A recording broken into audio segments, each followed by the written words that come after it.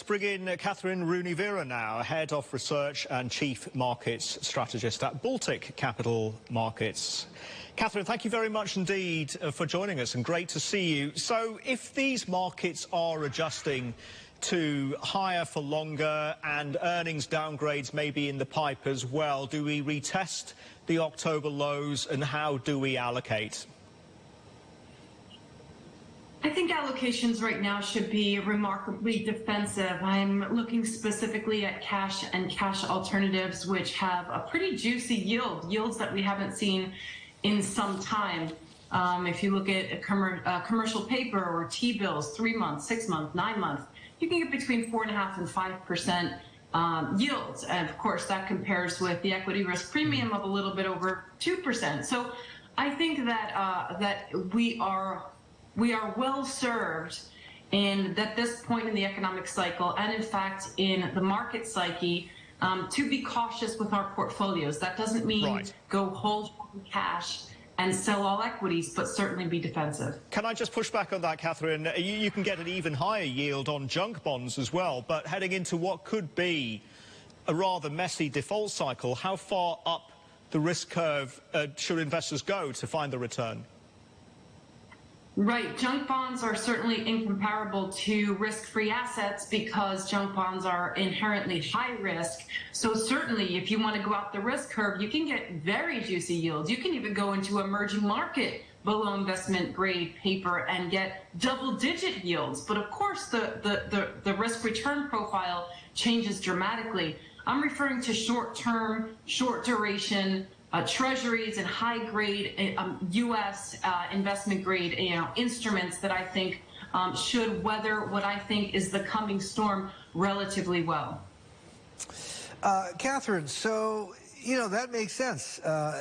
Short-term paper like T-bills, etc., take advantage of the juicy yields while you can. And maybe about, say, a month ago, I would have said, the thing is, aren't we sort of near peak rates? And if so, wouldn't it make more sense to sort of go for duration to try and lock in what you can now before rates ease off? But I mean, that picture has changed now, right? Because I mean, up on the Hill, when Fed Chair Powell goes up to speak to them tonight, Asia time, they're going to be holding his feet to the fire. He said, inflation is materially coming down, so that's nice. Then the conversation changed to, well, hold on, rates may have to stay higher for longer. Markets didn't like that. He's in a pretty tricky position, is he not? He is, and you're totally right, Martin. That I've been considering the question of when to go long duration. It really is a question of timing, not the validity of that trade. I think it's a very good trade. The question is, do we put on that long duration trade or that higher risky trade, emerging markets I refer to again? That's going to be a fantastic trade, but not right now. Why? Because I think that the Fed has a lot more to do, and my suspicion is that markets could get kind of a nasty surprise in the sense that the Fed could not even go higher for longer, just go higher. We could even be in a scenario, Martin, and I'll put this out there, where inflation doesn't respond adequately enough for the Fed to ease off. I'm referring to perhaps inflation trending down, but then staying there, remaining sticky above the 2% target in the vicinity of 3.5% to 4%, at which point the Fed is not going to be cutting. The Fed's going to resume. In that scenario, the Fed could very well resume a hiking cycle. That the market is not discounting. So I'm still laying off duration for some time. I think that the jobs report, as you mentioned earlier, or in Rick Santelli's previous comments, this Friday is going to be very important. We've had some remarkably strong labor market data, and that shows that wage price spiral is a real threat, and the Fed is not going to back off of that threat quite yet. Yeah, so Kathryn, what you're talking about is a scenario where the Fed, if and when it does hits pause, and then the next move could actually be going back to hiking in order to beat down inflation if it does fall, but only falls so much and stays there. Correct. The Fed has to choose between one of two, paths. One is they get inflation back down to their target of 2% because they realize that they have a dual mandate, which means two-pronged. That means, stable prices at around 2% on average and full employment.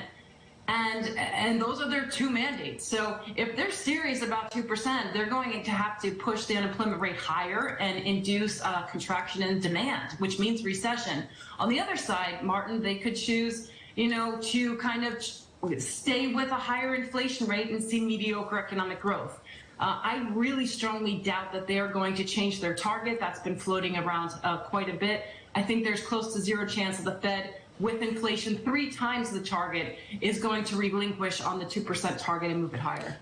Kathryn, target discounting, Tesla another price cut, Eli Lilly last week cutting the price of diabetes drugs, I think it was.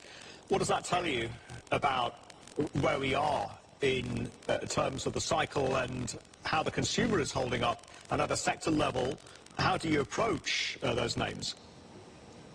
In the past decade or 15 years, we and the market participants have been conditioned to live in the Goldilocks scenario, one of low inflation and pretty strong growth, one in which the Fed is able to keep rates low. That is no longer the case. So I think we're in for a rude awakening. I think we're in stagflation moving into recession. Fourth quarter of last year, earnings growth came out negative. Guidance is moving lower for coming quarters. And my suspicion is that, you mentioned a few, but corporations both small and large across the United States and in fact across the developed world are going to start to price in slowing demand, if not contracting demand. And in that scenario, I see unemployment going higher and ideally then inflation coming down. If it doesn't, however, the Fed, I think, is going to stick to its 2% target and push rates to the point that it breaks the back of inflation.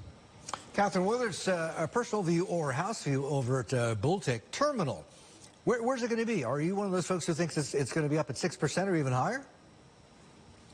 I've been on the 5.5% camp for some time, but if you look at the Phillips curve, and Martin, that fell out of favor for a very long period of time, but now with Charles Plosser's editorial in the Wall Street Journal and a lot of analysts resuming, taking a look at the Phillips curve, that actually is saying we should be at 7 3/4 or more. So 7 3/4? That's what the 7 Phillips curve 3/4? I doubt we get there, but that's what the Phillips curve says. If you consider certain inputs, it depends on what inputs you use, but that's what I get, 7 3/4 in a conservative fashion. So certainly the Fed could go higher, but I doubt they do it, Martin. I was really honestly disappointed when they did 25 basis point hike in the last meeting rather than the 50 that I think was necessary. And that to me says that they're going to take this very gradually. So my suspicion is they go to 550 and they sit there for some time. That higher for longer that everyone's talking about, I think does come to pass. But what people aren't talking about is what happens after 6 months and inflation is still at 3.5%. What does the Fed do then? Does the Fed cut? In my view, it does not. It continues to hike. Whew. Okay, we'll be watching. Kathryn, listen, fantastic talking to you, as always. Appreciate your time. Keep safe, keep warm. My pleasure.